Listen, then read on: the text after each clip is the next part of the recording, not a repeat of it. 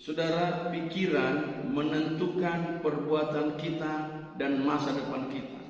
Apa yang kita pikirkan, itu yang kita lakukan, saudara. Oleh karena itu, hati-hati dalam berpikir, saudara. Selamat pagi, Bapak Ibu, saudara yang dikasihi Tuhan Yesus Kristus. Pagi ini kita akan berbicara satu tema tentang berpikir teologis. Sebelum kita lebih lanjut menyampaikan kebenaran firman Tuhan ini, kita berdoa. Damai sejahtera dari Allah yang melampaui segala akal, itulah yang melihara hati dan pikiran dalam Kristus Yesus. Haleluya, amin. Bapak Ibu yang dikasihi Tuhan Kristus, hari ini kita belajar tentang berpikir teologis. Saudara, pikiran menentukan perbuatan kita dan masa depan kita. Apa yang kita pikirkan, itu yang kita lakukan, saudara. Oleh karena itu, hati-hati dalam berpikir, saudara. Hari ini kita akan melihat, saudaraku, cara berpikir manusia. Pertama ada berpikir teologis, dan yang kedua berpikir non teologis. Nah, saudara, mari kita melihat itu dari kebenaran Alkitab. Efesus pasal 4 ayat 17 dikatakan begini sampai ayat 19. Sebab itu kukatakan dan kutegaskan ini kepadamu di dalam Tuhan, jangan hidup lagi sama seperti orang yang tidak mengenal Allah, dengan pikirannya yang sia-sia dan pengertian yang gelap, jauh dari hidup persekutuan dengan Allah, karena kebodohan yang ada di dalam mereka dan karena kedegilan hati mereka. Perasaan mereka telah tumpul sehingga mereka menyerahkan diri kepada hawa nafsu dan mengerjakan dengan serakah segala macam kecemaran. Ayat 23, supaya kamu dibaharui dalam roh dan pikiranmu. Saudara-saudara yang dikasihi Tuhan Kristus, ketika Tuhan menciptakan manusia, saudaraku, dalam kitab Kejadian pasal 1 ayat 27 dan 28, manusia diciptakan menurut gambar dan rupa Allah, saudaraku. Apakah artinya, saudaraku, segambar dan serupa dengan Allah, saudara? Maka seorang teolog berkata, saudara Thyssen, dia berkata manusia diberi kemampuan untuk berpikir, saudaraku.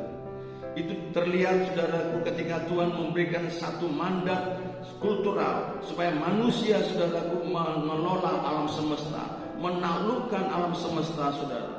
Yang kedua adalah kemampuan, saudaraku, berkarakter. Manusia diberi kemampuan untuk berkarakter, dan karakter yang, saudaraku, paling hakiki adalah kasih, saudara. Hanya manusia lah yang memiliki kasih, saudara. Di luar manusia tidak mungkin, saudaraku, ada kasih, saudara. Yang ketiga adalah kemampuan, saudaraku, bersosial. Manusia diberikan, Bapak Ibu, kemampuan untuk, saudaraku, bersosial.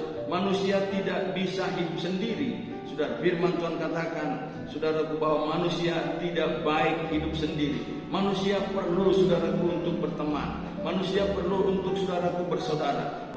Nah, Bapak Ibu, hari ini kita belajar tentang, saudaraku, kemampuan berpikir itu, saudaraku. Nah, saya katakan di sini, saudaraku, kemampuan berpikir pertama, saudaraku, manusia, saudara, ketika jatuh dalam dosa, maka dia berpikir non teologis. Apakah berpikir non teologis, saudara? Paulus katakan pikirannya sia-sia, berpikir sia-sia.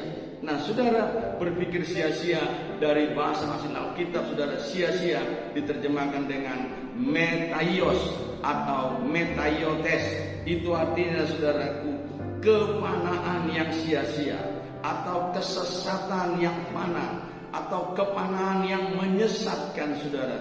Kenapa bisa terjadi ini?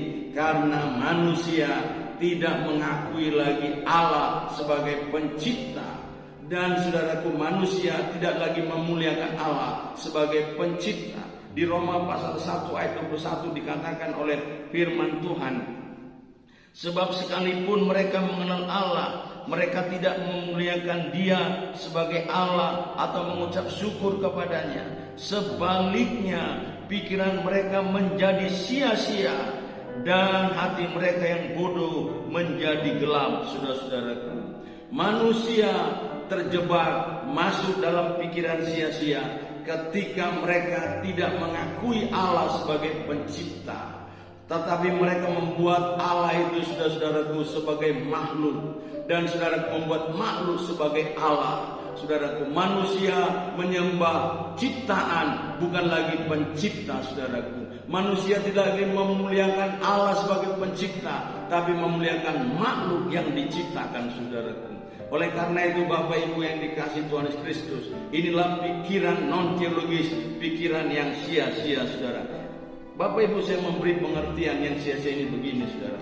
Pertama, Bapak Ibu, mungkin kita memiliki sesuatu benda, katakanlah kita memiliki handphone, saudara. Tapi kalau kita tidak pergunakan, itu namanya sia-sia, saudara. Atau mungkin saudara pergunakan handphone itu, tetapi bukan pada tujuannya, saudara. Handphone itu dibuat, saudara, diciptakan, itu juga sia-sia. Misalnya handphone dibuat hanya untuk, saudaraku, alat informasi, tetapi ketika saudara buat handphone untuk saudara tujuan yang lain, saudara, itu, saudaraku, handphone itu sia-sia.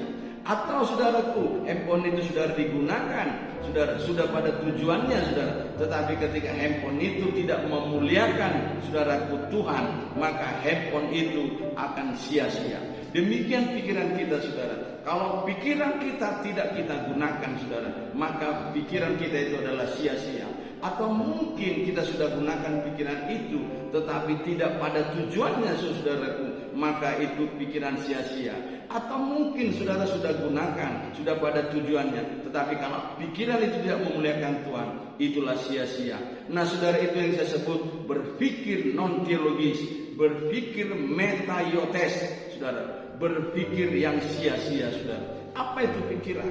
Dari bahasa Alkitab adalah dianoia. Saudaraku, dianoia itu adalah, saudaraku, perasaan atau imajinasi, kesadaran etis, kesadaran moral, saudaraku. Mengapa banyak orang membunuh sesamanya? Karena pikirannya sia-sia. Pikirannya, saudaraku, metaiotes, Bapak Ibu. Nah, saudara-saudara yang dikasihi Kristus, kata Paulus, mengapa itu terjadi? Karena kebodohan hati mereka dan kedegilan hati mereka yang tidak mau menyembah Allah sebagai pencipta, yang tidak mengakui sebagai Tuhan pencipta, saudaraku. Oleh karena itu, kita yang sudah hidup di dalam kasih karunia Tuhan, kita yang sudah percaya pada Tuhan Yesus, saudaraku, Paulus berkata, hendaklah, saudara, pikiran kita dibaharui, saudara-saudaraku. Ketika kita mengenal Kristus, ketika kita sudah belajar mengenal Kristus, saudara, pikiran kita dibaharui, saudaraku, oleh Tuhan.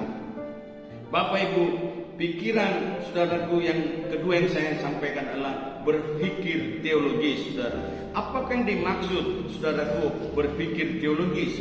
Berpikir teologis, saudaraku, ada dua hal yang saya sampaikan. Pertama, berpikir teosentris. Yang kedua, berpikir antroposentris. Berpikir teosentris, apa yang dimaksud, saudaraku? Berpikir yang berpusat pada Allah, saudara. Dia akan mengatakan, saudara, bahwa semuanya dari Tuhan, oleh Tuhan, dan untuk Tuhan, saudara. Apa yang saya miliki ini adalah dari Tuhan, oleh Tuhan, dan untuk Tuhan. Bagi Tuhanlah kemuliaan sampai selama-lamanya. Jadi apa yang saya kerjakan, semua untuk kemuliaan nama Tuhan, Bapak Ibu. Yang kedua, tadi bagian dari berpikir teosentris adalah, saudaraku, berpikir pada kekekalan, saudara. Itu artinya, saudara, apa yang saya kerjakan itu, saudaraku, mengarah pada kekekalan. Kenapa? Karena semuanya nanti kita akan pertanggungjawabkan di hadapan Tuhan. Kita berdiri masing-masing di hadapan Tuhan, mempertanggungjawabkan apa yang kita lakukan, saudaraku. Oleh karena itu, mari kita berpikir teologis, yaitu berpikir teosentris, berpikir berpusat pada Allah, berpikir berpusat pada kekekalan. Jangan hanya berpikir pada hal yang sementara ini, saudaraku, yang kontemporer ini, yang hanya sementara. Yang kedua, bagian dari berpikir teologis adalah berpikir antroposentris, saudara. Yesus memberikan ini sebuah, saudaraku, teladan dalam hidup kita.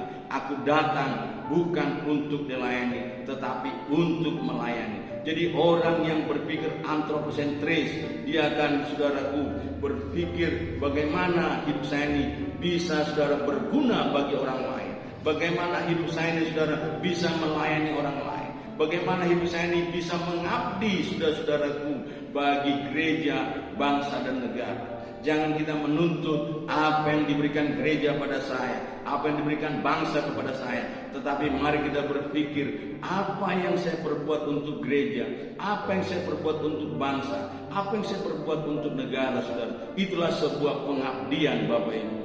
Jadi orang yang percaya pada Tuhan Yesus, dia akan berpikir teologis, bukan berpikir non-teologis, saudara. Dia akan berpikir teosentris, saudara, bukan berpikir egosentris. Bapak Ibu, saudara yang dikasih Tuhan Kristus, dengarkanlah baik-baik, saudara-saudaraku. Mari kita mulai hari ini berpikir teologis, saudaraku. Berpikir pada kekekalan dan berpikir yang berpusat pada Allah. Saudaraku yang dikasih Tuhan Kristus, saya belajar itu, Bapak Ibu. Bagaimana saya berpikir di luar diri saya sendiri. Bukan hanya memikirkan diri saya sendiri, tapi bagaimana memikirkan orang lain, bagaimana memikirkan kemajuan orang lain. Dan kita berkata, saudara, apa yang saya bisa, saudaraku, buat bagi orang lain, apa yang bisa saya bantu bagi orang lain. Saudara-saudara, itulah orang yang berpikir teologis. Bapak Ibu, mari kita kerjakan yang kita lakukan, saudaraku. Tuhan Yesus memberkati kita. Puji Tuhan. Haleluya.